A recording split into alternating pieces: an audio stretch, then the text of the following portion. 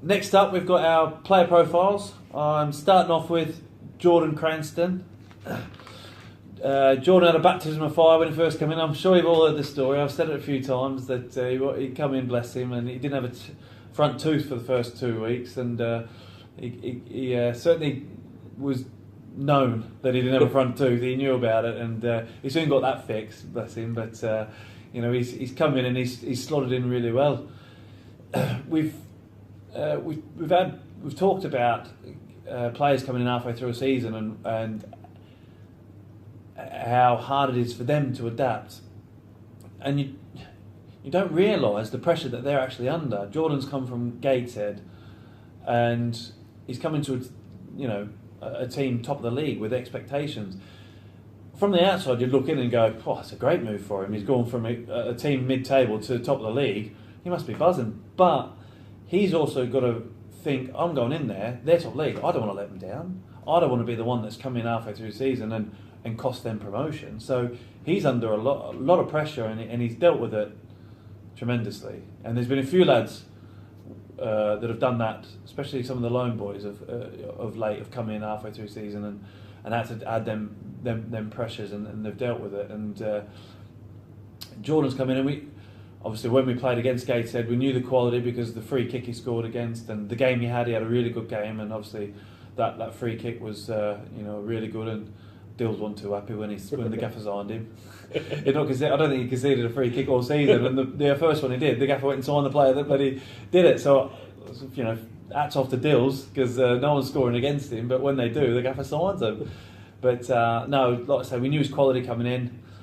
It gave us a little bit more balance to the squad, because we were a bit short on left footers. We had me and Pars sort of sharing the left side centre half. Pars played most of the time left side centre half, and we only had George really as a left-sided player, and so I think that left foot was needed at the back. That is, obviously we've got dates, but and it added competition and for George, and I think signing Jordan Cranston has pushed George to a new level, and and both of them being sort of in and out and vying for that spot, and every time one of them's played, they've performed admirably, really well, and it was tough on George when the gaffer signed Jordan, because obviously he thought, is that it? Am I going to be pushed aside? But like I say, both of them have got such a great attitude, and credit to Jordan Cranston. When the gaffer signed him, I'm sure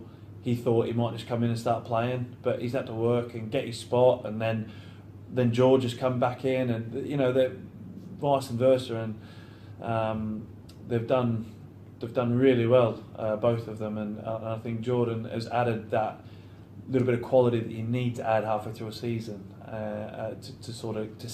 to kick you on to a new level, and he's done that. He's been absolutely brilliant for us, Jordan, and I think he's been a really strong addition to the squad, and we were grateful. We're grateful to have him, and we're glad when the gaffer signed him. I think he was a good bit of business, and another great lad. He's fitted in so well around the changing room. He gets on with all the boys really well.